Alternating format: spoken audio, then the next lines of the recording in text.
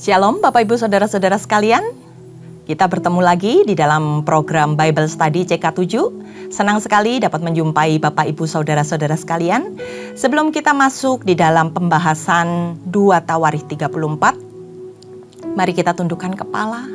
Kita cari Tuhan, kita temukan Tuhan di dalam hadirat-Nya. Kita mau mengerti, kita mau mengenal setiap jalan-jalannya, kita mau memahami apa yang jadi maksud rencana Tuhan di dalam kehidupan setiap kita.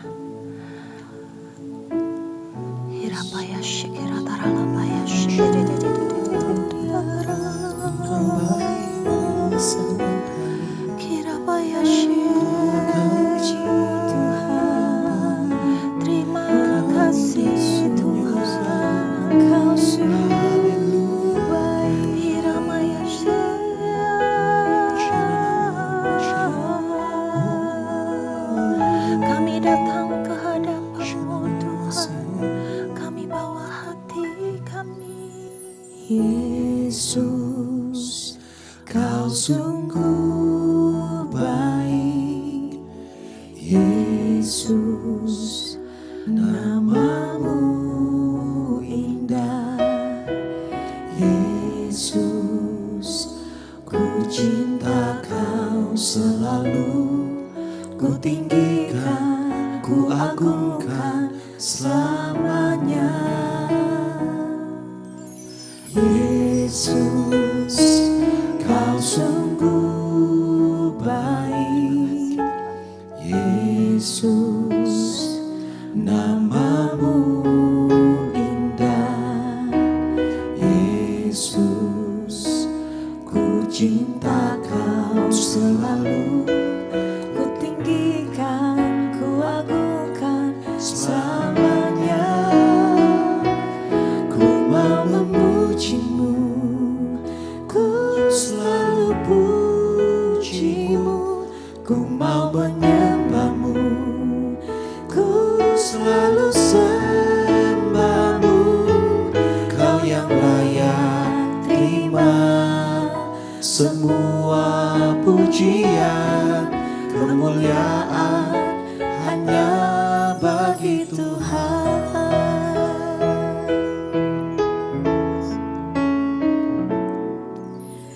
Yesus, Kau sungguh baik.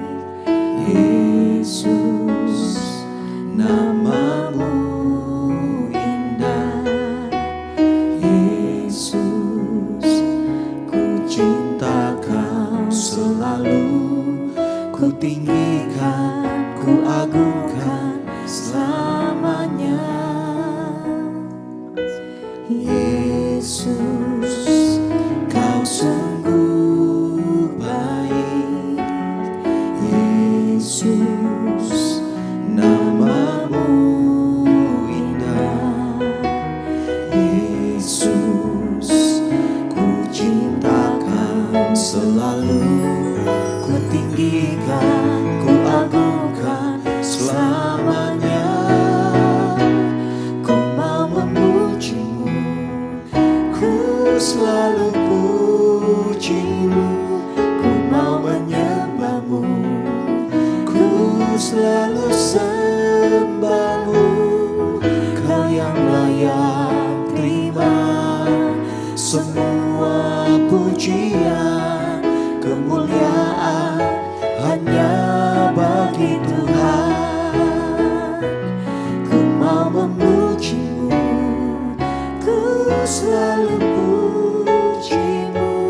Ku mau menyembah-Mu, ku selalu sembah-Mu. Kau yang layak terima semua pujian, kemuliaan hanya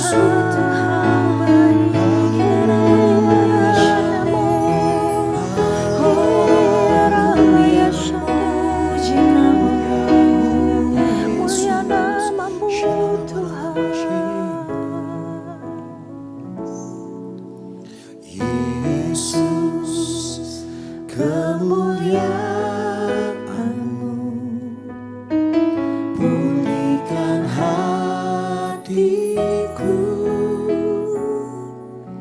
Yesus, kemuliaan-Mu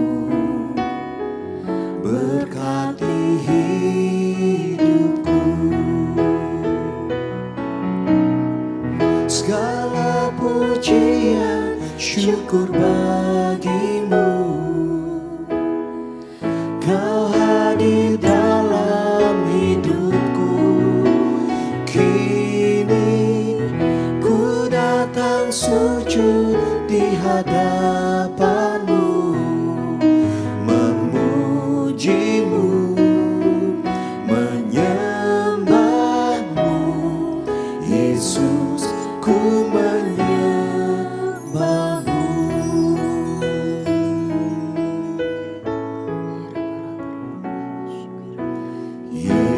Yesus, kemuliaan-Mu pulihkan hatiku. Yesus, kemuliaan-Mu berkati hidupku. Segala pujian syukur bagi-Mu, Kau hadir dalam hidupku. Kini ku datang sujud di hadapan-Mu, memuji-Mu, menyembah-Mu. Yesus, ku menyembah-Mu. Segala pujian syukur bagi-Mu, Kau hadir dalam hidupku. Kini ku datang sujud di hadapan-Mu, memuji-Mu, menyembah-Mu. Yesus, ku menyembah-Mu, memuji-Mu, menyembah-Mu. Yesus, ku menyembah-Mu, memuji-Mu, menyembah-Mu. Yesus, ku menyembah-Mu.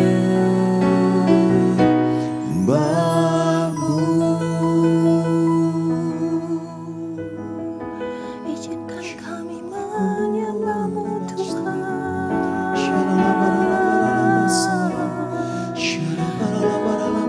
Di sepanjang hidup kami.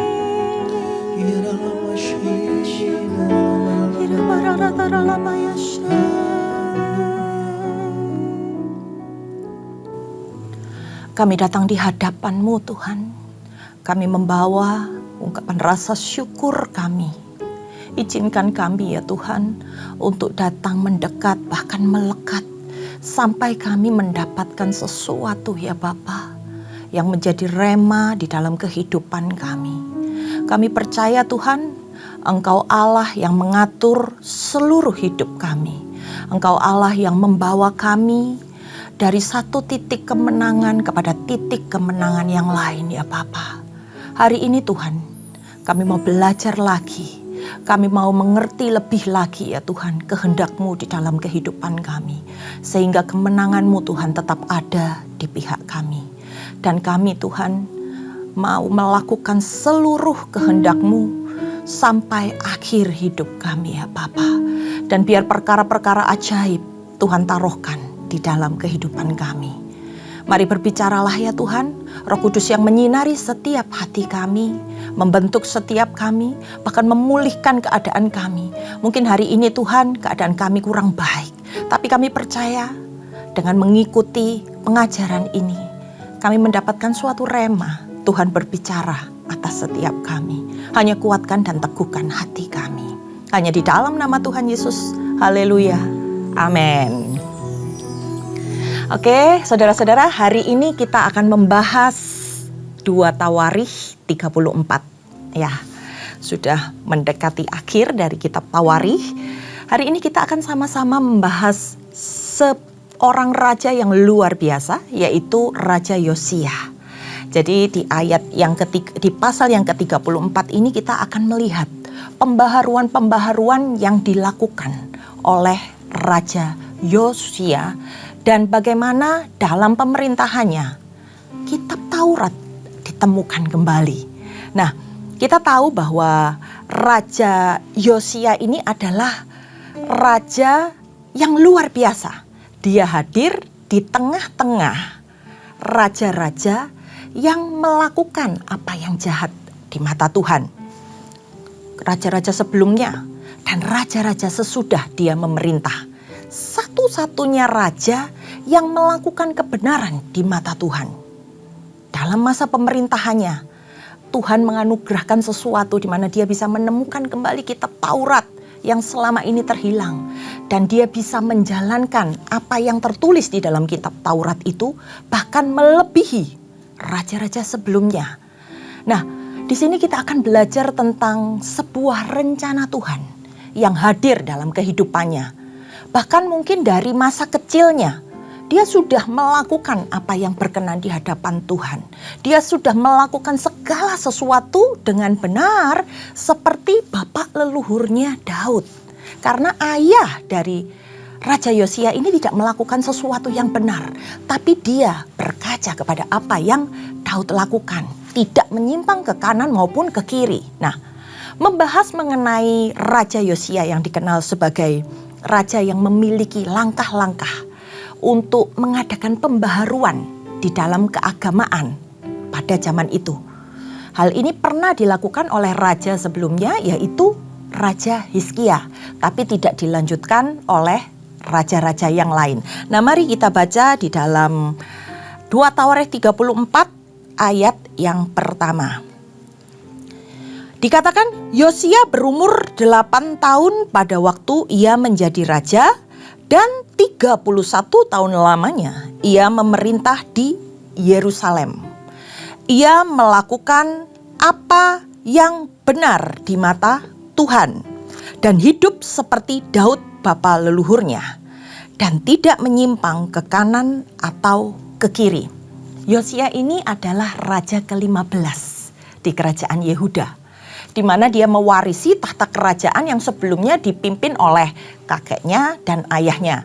Kakeknya bernama Raja Manasye, masih ingat ya saudara-saudara? Dia memerintah selama 52 tahun, tetapi juga hidup dalam ketidakbenaran. Dan ayahnya Raja Amon, dia memerintah selama 2 tahun. Dikatakan ketika kakek dan ayahnya memerintah, itu merupakan raja yang paling keji yang ada di dalam sejarah kerajaan Yehuda. Apa yang mereka lakukan sehingga dikatakan sebagai raja yang keji? Mereka mendirikan bukit-bukit pengorbanan, mendirikan mezbah-mezbah bagi segenap tentara langit di pelataran rumah Tuhan. Kemudian mereka juga mempersembahkan mezbah-mezbah bagi korban dalam api di Lebak Ben Hinnom. Kemudian melakukan yang namanya ramal, telaah, sihir. Bahkan mereka menghubungi arwah-arwah dan roh peramal. Mereka juga menaruh patung berhala dalam rumah Tuhan. Sungguh sebuah kekejian yang mereka lakukan dengan tidak menghargai, dengan tidak menghormati rumah Tuhan.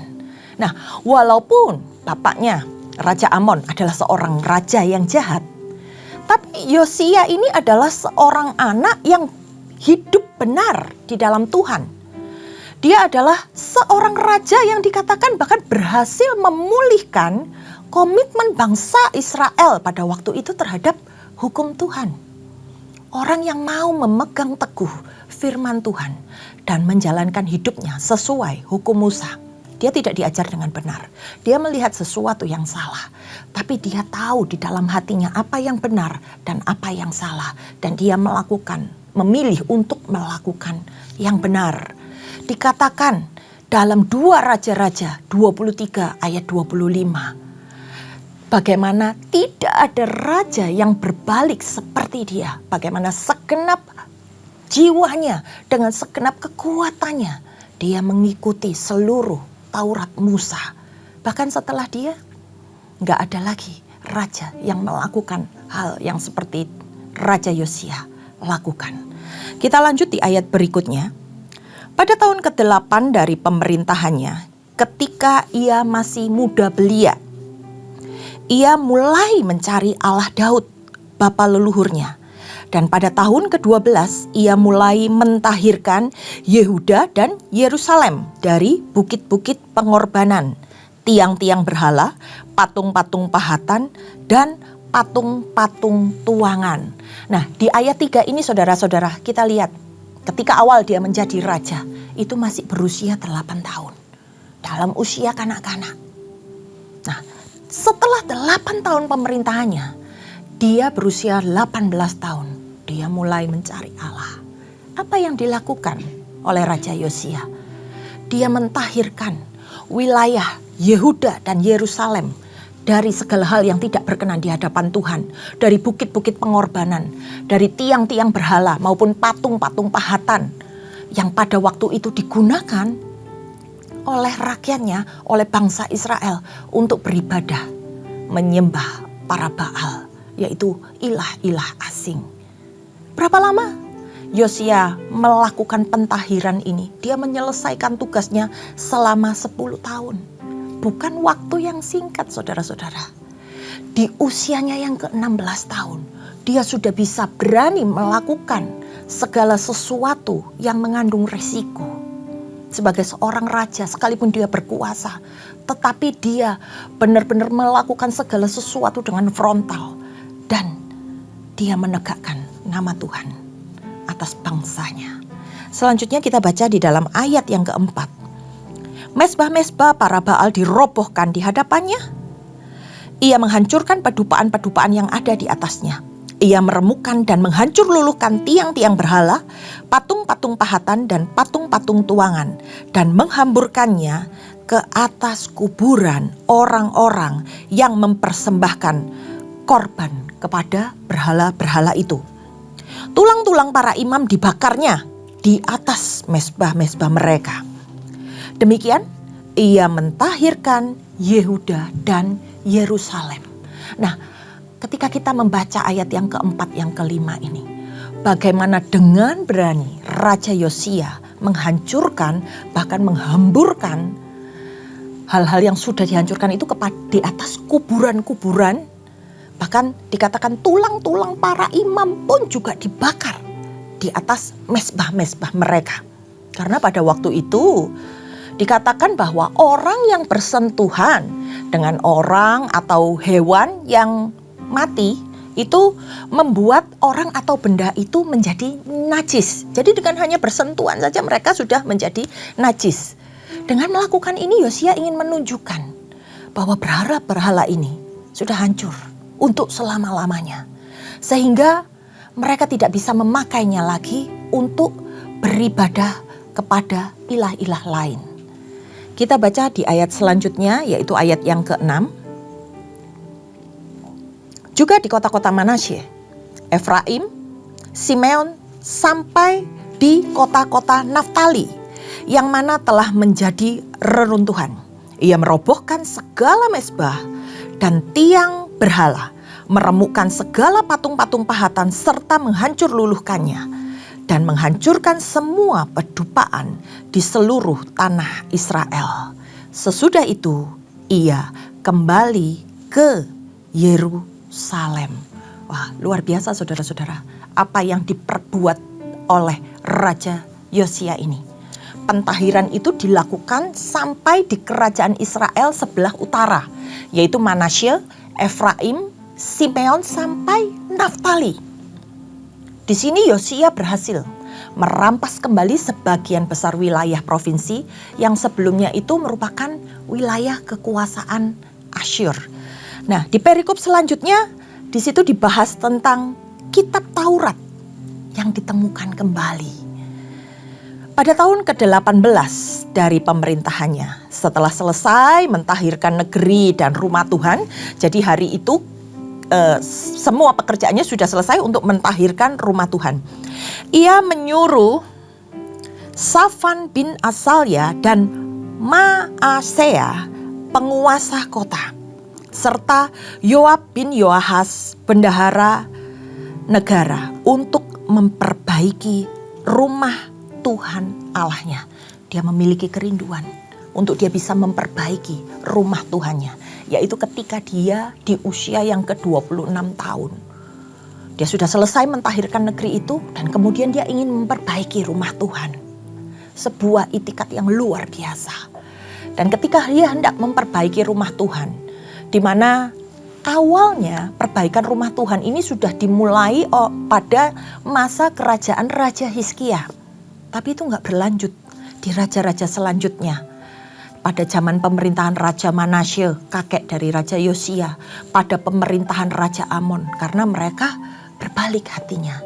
Tapi di sini Raja Yosia punya ketetapan hati ingin untuk memperbaiki dan mengembalikan segala sesuatu tepat seperti apa yang Allah kehendaki.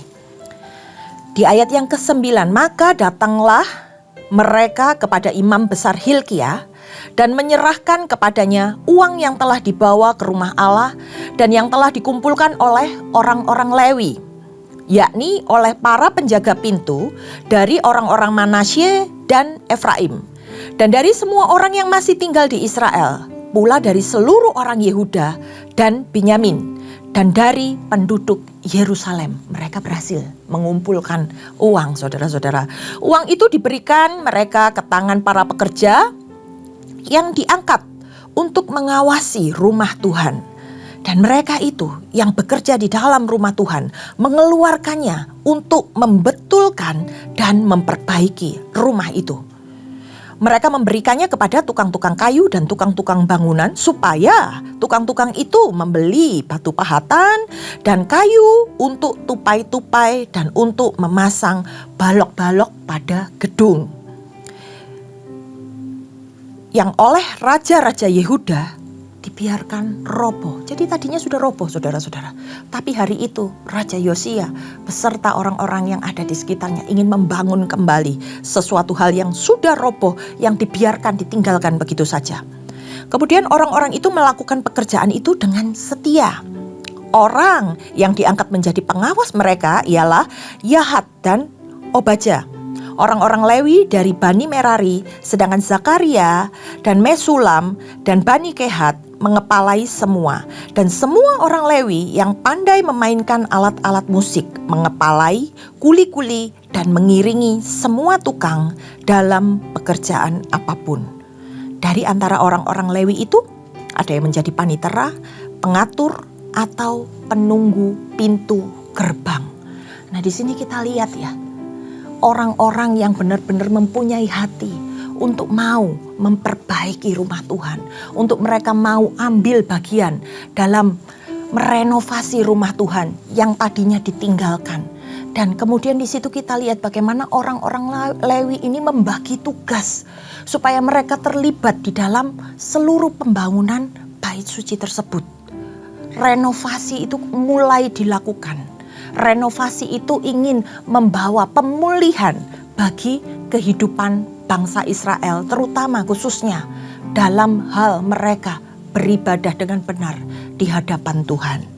Di ayat yang ke-14, ketika mereka mengeluarkan uang yang telah dibawa ke rumah Tuhan, perhatikan saudara-saudara, ketika secara tulus mereka melakukannya dengan pengorbanan, Imam Hilkia menemukan kitab Taurat Tuhan yang diberikan dengan perantaraan Musa. Maka berkatalah Hilkia kepada Safan panitera negeri itu, "Aku telah menemukan kitab Taurat di rumah Tuhan." Lalu Hilkia memberikan kitab itu kepada Safan. Dan Safan membawa kitab itu kepada raja.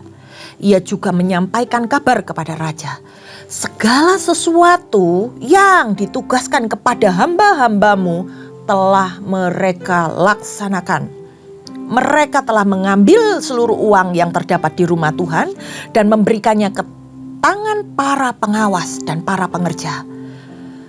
Safan panitera negara itu memberitahukan juga kepada raja, dan Imam Hilkia telah memberikan kitab kepadaku.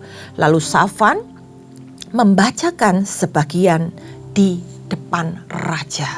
Nah, ketika sedang melakukan perbaikan rumah Tuhan, Imam Hilkia menemukan, ini seorang imam besar ya Hilkia itu, dia menemukan kitab Taurat yang kemungkinan, ada beberapa penafsiran saudara-saudara, yang kemungkinan itu merupakan salinan dari kitab Ulangan.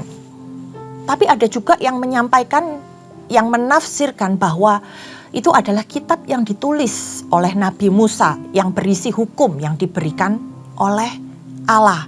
Nah, kemudian dibacakan di hadapan raja.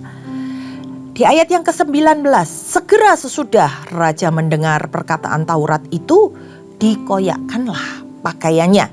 Kemudian raja memberi perintah kepada Hilkia, kepada Ahikam bin Safan, kepada Abnon bin Mika, kepada Safan panitera negeri itu, dan kepada Asaya hamba raja, katanya, pergilah, mintalah petunjuk Tuhan bagiku, bagi yang masih tinggal di Israel dan di Yehuda, tentang perkataan kitab yang ditemukan ini, sebab hebat kehangatan murka Tuhan yang dicurahkan kepada kita, oleh karena nenek moyang kita tidak memelihara firman Tuhan dengan berbuat tepat seperti yang tertulis di kitab ini. Raja mengoyakkan pakaiannya. Kalau pada masa itu mengoyakkan pakaian itu artinya memperlihatkan ketakutan, memperlihatkan kesedihan. Raja menyadari betapa besar dosa kesalahan yang telah dilakukan oleh bangsa ini. Dan dengan segenap hati dia berusaha untuk mengajak kembali rakyatnya dari perbuatan mereka yang membuat murka Allah. Maka dia memerintahkan untuk mencari orang siapa, nabi Tuhan, di mana dia bisa mendengar apa yang hendak Tuhan sampaikan. Lalu di ayat yang ke-22 akhirnya nabi tersebut diketemukan saudara-saudara. Maka pergilah Hilkia dengan orang-orang yang disuruh raja kepada Nabi Hulda, istri seorang yang mengurus pakaian-pakaian, yaitu Salum bin Tokat bin Hasra, penunggu pakaian-pakaian. Nabi itu tinggal di Yerusalem, di perkampungan baru. Mereka berbicara kepadanya sebagaimana yang diperintahkannya. Lalu perempuan itu menjawab mereka, beginilah firman Tuhan Allah Israel. Katakanlah kepada orang-orang yang menyuruh kamu kepadaku, beginilah firman Tuhan. Sesungguhnya aku akan mendatangkan malapetaka atas tempat ini dan atas penduduknya, yakni segala kutuk yang tertulis dalam kitab yang telah dibacakan di depan Raja Yehuda. Karena mereka meninggalkan aku dan membakar korban kepada Allah lain, dengan maksud menimbulkan sakit hatiku dengan segala pekerjaan tangan mereka. Sebab itu, nyala murkaku akan dicurahkan ke tempat ini dengan tidak padam-padam. Bagaimana Tuhan menyampaikan kepada nabi tersebut apa yang hendak dilakukan, sebuah penghukuman kepada bangsa Israel. Tetapi perhatikan saudara-saudara, tetapi kepada Raja Yehuda yang telah menyuruh kamu untuk meminta petunjuk Tuhan, harus kamu katakan demikian. Beginilah firman Tuhan Allah Israel mengenai perkataan yang telah kau dengar itu. Oleh karena engkau sudah menyesal dan engkau merendahkan diri di hadapan Allah pada waktu engkau mendengar firman-Nya terhadap tempat ini dan terhadap penduduknya. Oleh karena engkau merendahkan diri di hadapanku, mengoyakkan pakaianmu dan menangis di hadapanku, aku pun telah mendengarkannya. Demikianlah firman Tuhan. Maka sesungguhnya aku akan mengumpulkan engkau kepada nenek moyangmu, dan engkau akan dikebumikan dalam kuburmu dengan damai. Dan matamu tidak akan melihat segala malapetaka yang akan kudatangkan atas tempat ini dan atas penduduknya. Lalu mereka menyampaikan jawab itu kepada raja. Seorang nabi wanita yang ditemukan pada masa itu. Jadi ada beberapa nabi wanita, saudara-saudara, yang sempat ditulis di dalam Alkitab. Salah satunya adalah Deborah dan Miriam gitu. Nah, di sini dikatakan bahwa Tuhan akan mendatangkan malapetaka buat setiap orang yang sudah mendukakan Tuhan, hati Tuhan, yang sudah melakukan hal-hal yang tidak berkenan di hadapan Tuhan. Seperti kutuk yang sudah dibacakan kepada raja. Makanya ada beberapa yang menafsirkan kemungkinan ini adalah tulisan dari kitab Ulangan yang membicarakan tentang kutuk. Makanya tuh raja ketika mendengar itu sampai mengoyakkan pakaiannya. Nah, tetapi kepada raja dikatakan Tuhan berkenan. Karena raja masih mau berbalik, bertobat, bahkan merendahkan dirinya, menyesali setiap perbuatannya. Raja mau mendengarkan firman Tuhan. Ini adalah message yang luar biasa, di mana kita bisa tahu efek dari dosa adalah penghukuman. Dan bagaimana ketika kita ada di dalamnya, ketika kita mau bertobat, ketika kita mau berbalik kepada Tuhan, maka Tuhan akan memulihkan keadaan kita. Tuhan akan membuat kita berkenan di hadapannya. Nah, di ayat yang selanjutnya, saudara-saudara, di ayat yang ke-29. Sesudah itu raja menyuruh orang mengumpulkan semua tua-tua Yehuda dan Yerusalem. Kemudian pergilah raja ke rumah Tuhan bersama-sama semua orang Yehuda dan penduduk Yerusalem, para imam dan orang-orang Lewi, dan seluruh orang awam, baik yang besar maupun yang masih kecil. Dengan didengar mereka, ia membacakan segala perkataan dari kitab perjanjian yang ditemukan di rumah Tuhan itu. Ini adalah action yang dilakukan oleh Raja Yosia. Dia pergi ke rumah Tuhan dan mendengarkan semua yang dikatakan oleh Tuhan dari kitab yang ditemukan tersebut. Sesudah itu, berdirilah raja pada tempatnya dan diikatnyalah perjanjian di hadapan Tuhan untuk hidup dengan mengikuti Tuhan dan tetap menuruti perintah-perintahnya, peraturan-peraturannya, dan ketetapan-ketetapannya dengan segenap hatinya, dengan segenap jiwanya, dan untuk melakukan perkataan perjanjian yang tertulis di kitab itu. Ia menyuruh semua orang yang berada di Yerusalem dan Binyamin ikut serta dalam perjanjian itu. Dia mengajak semua rakyatnya untuk ikut serta menggenapi perjanjian tersebut. Dan penduduk Yerusalem berbuat menurut perjanjian Allah, yakni Allah nenek moyang mereka. Raja mengikatkan perjanjian itu, di mana itu dipakai sebagai sarana Allah untuk bisa menebus kembali umatnya, mengampuni dosa-dosa mereka. Nah, di ayat yang ke-33, Yosia menjauhkan segala dewa kekejian dari semua daerah orang Israel dan menyuruh semua orang yang ada di Israel beribadah kepada Tuhan Allah mereka. Maka sepanjang hidup Yosia, mereka tidak menyimpang mengikuti Tuhan Allah nenek moyang mereka. Apa yang bisa kita pelajari dari 2 Tawarikh 34 ini adalah ketika seseorang dipanggil untuk menggenapi rencana Tuhan.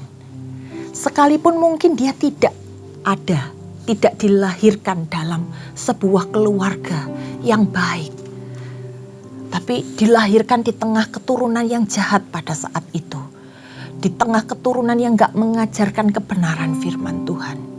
Tapi Yosia, orang yang benar-benar dipanggil dan dipilih oleh Allah, dia sanggup untuk tetap berdiri dan melakukan apa yang harus dia kerjakan.